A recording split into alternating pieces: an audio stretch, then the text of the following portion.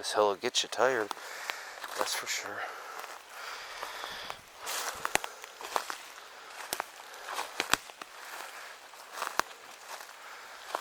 This is the same type of day in 2016 when I had my encounters. Same time of day, same type of weather, same type of breeze. Being summer solstice, I'm going to be doing some documenting. Let me see if I can zoom in back there.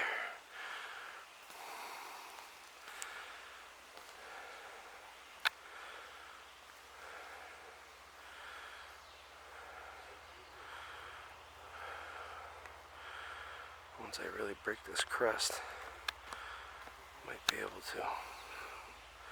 Got a different camera today, so it's my lighter one.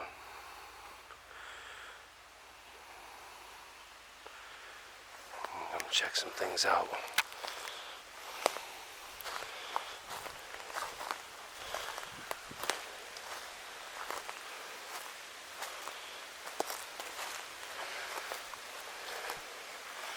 There's kind of that weird vibe up here today. I didn't say anything to my two buddies about it yet. I'm just telling it to the camera.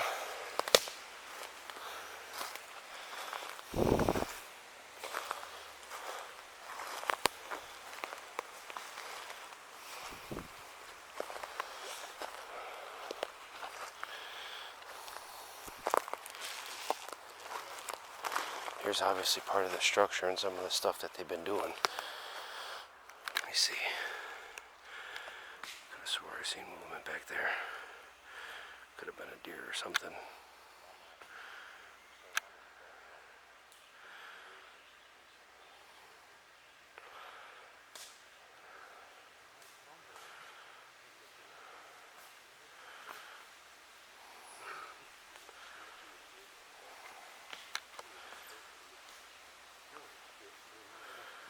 What was that? Brown.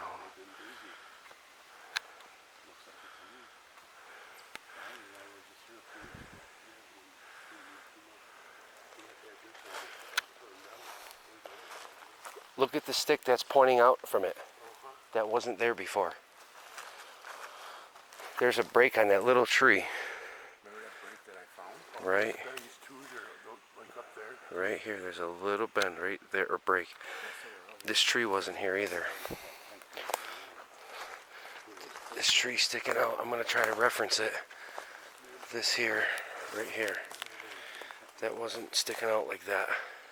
That definitely wasn't sticking out like that because I would have ran into it. No, that's brand new. Because I walked over to that break, remember? So they came to get the recorders like that last week, and in fact they added to it. Yeah.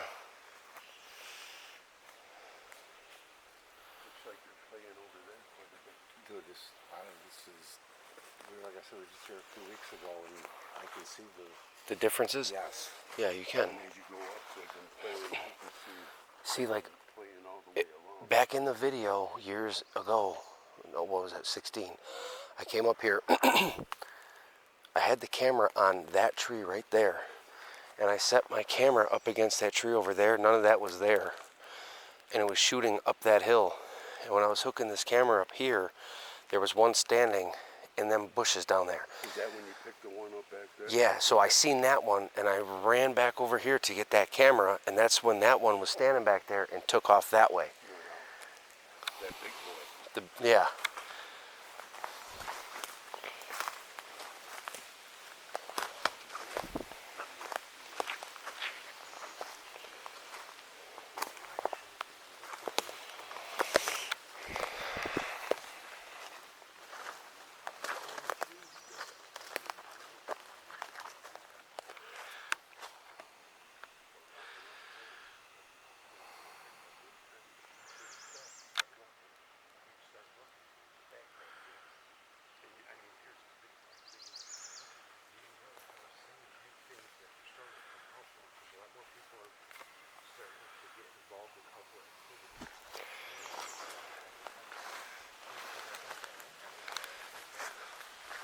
So we just got to the gifting area, And here's a new break, obviously fresh. I mean, within a week. I mean, it's still white, as you can see, and it's a pretty decent tree. This is the gifting area over here, and we had made our own structure last time, and now this is put down. So, well, we're going to check some things out. I'm going to check the gifting area and get back in here. All right, so this is the gifting area. Could be anything now. Look at that. Oh yeah? How do you? Shit, you're right. How do you open bags without ripping them? You know, and especially only the little No corners, rips. like the crumbs could have been ripped on them.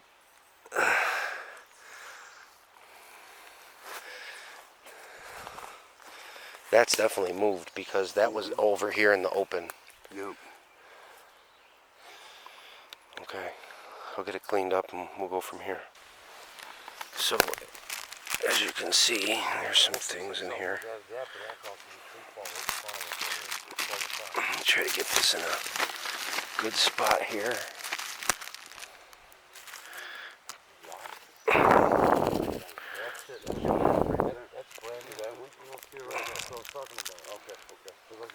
Now that's my marble, my big marble. Let's see if that disappears.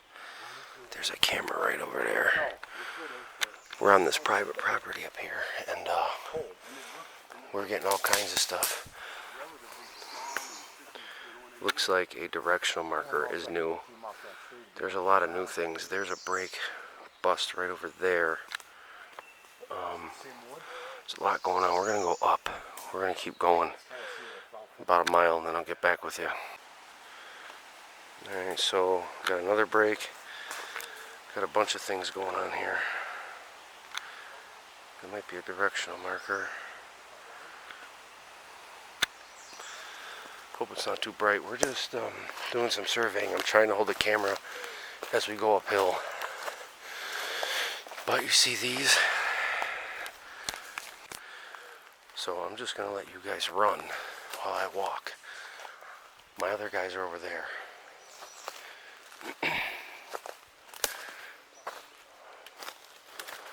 Now, I don't always think everything is snow load if you've been following my channel. A lot of things are snow load or wind, but there's certain things you look for. This looks like a given pathway right here. Don't know why. Small print maybe. Where am I? Right next to my foot maybe, like right there. Usually when I see these arches, it tells me that they walk this way. I'm gonna go over here to check out this bend, get up by this rock.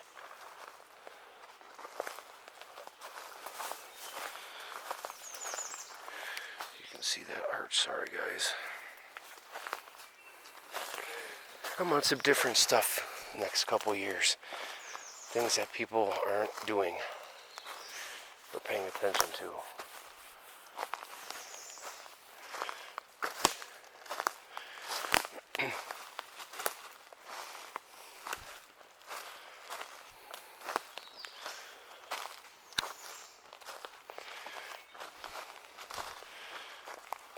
I found a bucket. Hey, I found a bucket.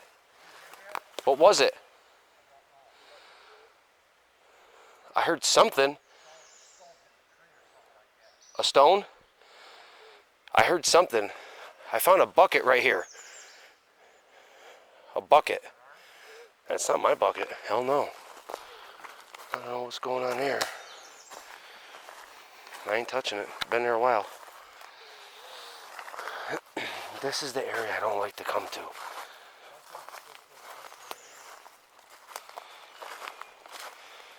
Where's the rock?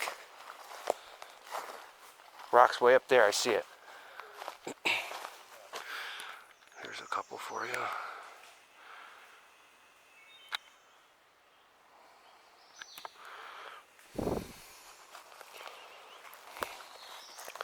I got that weird feeling. This is always where it's at. Where did Dan go? Huh? He's gonna go down in that valley. Yeah. Well, I want to get up to this rock is what I want to do. This is their area down through here. It's all busted up.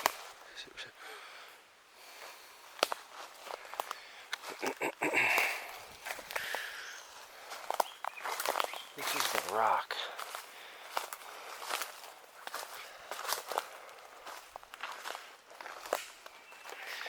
Pretty deep off in it right now, guys. If you guys are on hiking trails and stuff, get off the hiking trails. Seriously. There's a deer print right there. What? I told you, I got that weird feeling. He just said the hair on his arms are standing up. And he's right over there. Here we go, back at it, guys. So this video is kind of just a little different. I wanted to show, a few things. Time after time after time, we hear in the community that, this is Bigfoot or this is Sasquatch, and they seem to be everywhere and nowhere at the same time. But this has little relevance. So when we do our research, we kind of get out there, we look for certain things. Travel corridors, possibly deep ravines. My biggest thing is structures in certain areas. That's kind of what I look for whether it's their habitat or where they're moving, whatever. So I kind of wanted to just go through this. This is a regular hunting trail camera. As you can see in the back, my ladder's up there, where you can actually probably see my stand. But if I go through this, and I'll show you. So let's just go into this. As you're looking around, there's really nothing here, and that's kind of the point. We got a deer coming through. So this, usually every 7 days during the season, I'll really check my cams. You don't notice anything going on in the backgrounds. There's another buck. There's a good buck actually coming through, but it's nighttime. This is bow season where I'm from, during October. Couple bucks coming through. Obviously you see me. I'm tending to a scrape that's actually there. I put some stuff on it. That's just what you do during hunting season, kind of attract the bucks in. There's deer. There's another, there's one checking the scrape there. Happens to be a doe. But this is a deer travel corridor, right? But what I'm trying to get at is I don't have any what we would know as structures. I haven't witnessed or heard of any Bigfoot activity in this area. That was the whole point. And that's the end there. So you could rewind it all the way back there, and it is what it is. But I'm going to do a couple of these, show you a few things. But, there's never really been any sightings near this area that I'm aware of. I don't have any structures. I haven't seen any footprints. I've got nothing in the winter. I haven't talked to any hunters that have seen anything within this half mile, let's say, of where this tree stand is located. So these things can be definitive in your search. So don't just go out there and, I'm going to find Bigfoot here. No. You have to do some type of due diligence. And what I mean by, due diligence is do your homework. I mean, I know a lot of people say, well, they own property and they're just going to search there. But that's all fine and dandy. Get out in the woods, do what you got to do, because you never know where. But I like to up my chances. I like to heighten my chances of having an encounter, which is usually in places where they've been seen before, where they possibly travel through. It is a whole algorithm that I've talked about for years that you can put together to try to be in front of the Sasquatch itself, or when they move through, or when they're eating, or whether it be mating, or whatever it is. And this is open field. And a lot of times people say, I've noticed where they crossed the road, it was an open field. Well, 9 out of 10 times they're not in this open field over here. They're hugging the side there. They're hugging where those trees are. They're hugging that sideline if possible. If there's a way for them to move from point A to point B up that hedgerow, that's usually where they're seen. They're not standing out in the open usually. This is just an example, and that's just what I wanted to share for some of your research.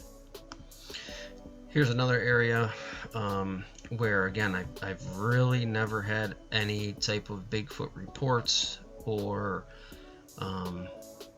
per se structures. You know, you can go through it. There's deer that come through here quite a bit. That's actually a nice buck, but he was out of frame.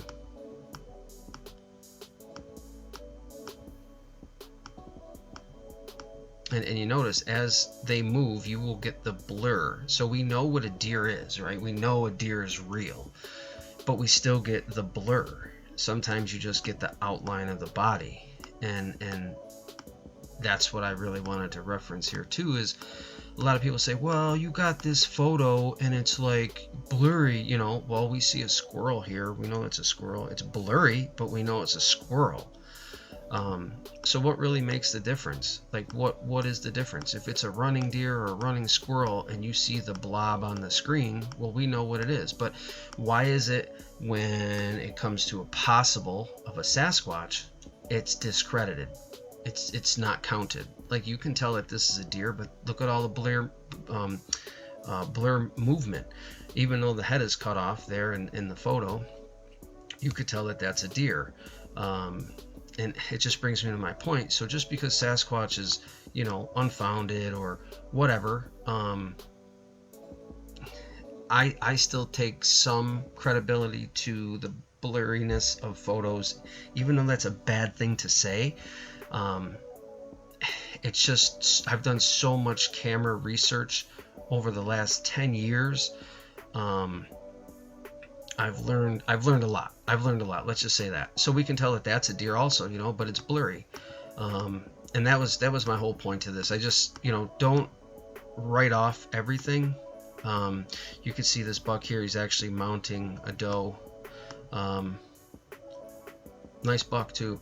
I was after him all year. Didn't get him, but got another. But yeah, stick with your research. Don't give up. Don't get discouraged. So yeah, just try to keep in mind, you know, you have to do your due diligence, and there's a lot that goes into this, which is, you know, even if it's your hobby or if it's your day job, I guess, and you're really trying to do this, there's a lot that goes into it. And I will say that, like this area here, although this area is very creepy at 5 in the morning when you're walking in the woods, or, you know, 5 at night when you're coming out, whatever it is, and you may even get that certain feeling, that energy type feeling, or being watched or something. To me, I mean, I haven't seen anything. I haven't heard anything in this location. I haven't seen any structures in this location or nearby. This was for strictly, you know, deer hunting. There's actually a deer that came right to the camera. But we can tell that that's a deer, and it's blurry, right? I mean, so why are we so quick to always write off, you know, that possible blurry photo? I don't know. I mean, I guess just because it's not proven, and that's one of our biggest dilemmas. So anyway, to this photo here, what I wanted to make reference to is it was actually on when I pulled it out of the bag to go put it up in the woods, and obviously you can see the outline of the door, which is there on my vehicle upside down, and the white outline that you're seeing is actually me being really close to the camera, but that's me. So it's just another reference point as to how cameras work. That's my friend. That was one of our researchers, John, my best friend actually. He passed away 3 years ago this year. So in a sense, it's kind of nice to have video and audio and pictures, you know, of one of your good friends and teammates. And he's actually standing over a scrape right there.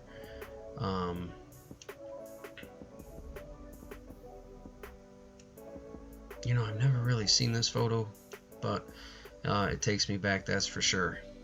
So inevitably, what I'm attempting to do is, you know, show a bunch of different areas that we have cameras at, you know,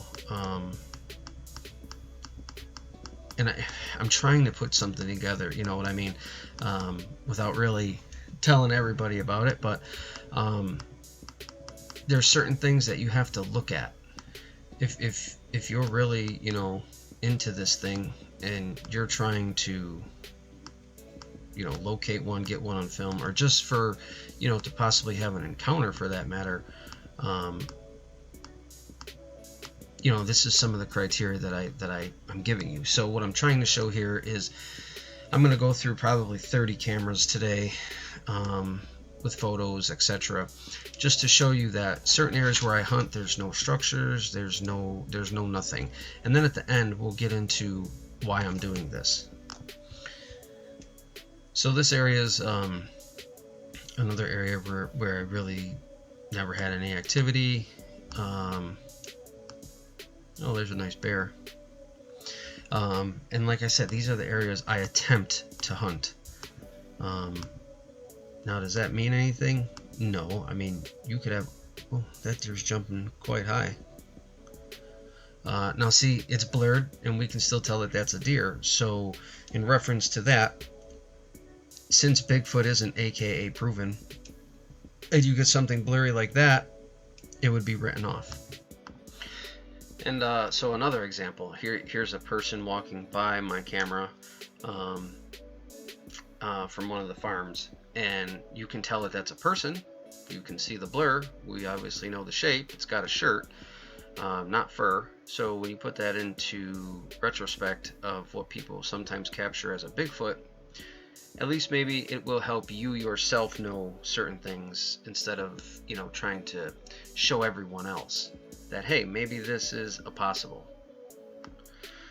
Usually I will walk into the frame of, you know, any of my cameras just to get a better view of the direction that I have it, or if something ever did walk in front of it, I can, you know, have my reference as a point. Is in the bottom right corner, you'll get a blur on this photo here, and it's condensation and it's water. So when people say, oh, it's, you know, this or that, they're, you know, let's say people say, oh my god, it's paranormal. You got to look through certain things, because when you go through the cameras, I mean, now look, it'll clear up here in a second. See, it's completely gone. So to me, that would be, you know, condensation. I'm basically just trying to help you know things or go through things as you go, you know, on your journey. So, like, the moral of the story is there is a lot of work that goes into this, from game camera cards to cameras to whatever your research is. But me, I like to run a lot of game cameras. I run about 22 of them, and you have to have a card for each one, and then when you go to collect that, you're going to want a card to swap that out with. So I mean, you're talking 45 SD cards that you're running. You know, that's a possible print in this photo here. But what I like to tell people to do is look at the Sasquatch's carbon footprint, if that makes sense. When you watch this video in the beginning, it showed you an area where there's breaks, there's bends, there's footprints, there's tracks, there's things going on, possible camera footage, a lot of things happening. And in all these other locations, there was none of that. So what would make you think that there would be Bigfoot activity there? Just a whim or a guess? No, you have to do your due diligence, put some things together, put a map together. I'll show you one here in a second. And so what do I mean by a map? This is part of a research area that we used to use years back. Even though these areas might only be, 400 yards apart from area 1 to 3 or 1 to 2, every 400 to 500 yards or 600 yards or quarter mile, we kind of broke it down into these areas. to research, because it's so vast that you're going to bounce all over, and you're not going to have your static. You're not going to have your standard baseline. So we tried to track, Sasquatch around these areas over a few year period. Like, it was like 3 years, really hard, until the wind turbines came in. And then we noticed, what areas they were in, where they moved, how they almost ate and slept. We were lucky. That's what it boils down to, pure luck. But we had a basis, and we put all this together. And what I'm doing is taking all this information, giving it to you guys, so you can implement these things, like, in your journey. Hopefully, we can replicate all this over and over and over again, and get some more results instead of just walking in the woods and walking around. No, you have to do more than that. So again, in the video, opposed to all the hunting locations, you can see that there is a vast difference. It's a huge contrast, night and day. The hunting areas is what I concentrated on for hunting, even though I did have an encounter in a hunting location and stuff, but I wasn't seeking that out. You know what I mean? I was focused on hunting, and yeah, it's a stark contrast, guys. So like I said, take the time to do the things. And actually, this is a structure. It's a good point, because we used our maps, and we used all the things that we put together as a group, to figure out like a pattern where they're moving. And this was a structure that we found, and you could see just the amount of stick structure there is. That's actually a hill, and it's at the base of a hill, and it goes up in a sense, and it's very large. It might not look large, but you're talking probably 15 feet off the ground, and it was probably somewhere to like 20 feet wide, 25 feet wide, and it encompassed this whole area. We didn't walk into it. We didn't want to disturb it. This was well off the trail, somewhere in the vicinity of an hour and a half down in a big ravine. So take with this, what you will take from it. Hopefully you can apply certain things to your research, whether it be going through photos or cameras, or out in the woods, or breaking down your locations, or figuring out how they travel by traveling roads, or you got to put the bigger picture together. And what I say is, the bigger the haystack is, the harder the needle is going to be to find, which is obvious, but nobody pays attention to that. So like in my region, I might have, searchable area, let's say 15 or 20,000 acres in the vicinity. Traveling farther, up to the mountains and stuff like that, it gets crazy. So it's going to be harder to find them. Pacific Northwest, all these regions, it's definitely going to be harder unless you can shrink that area down.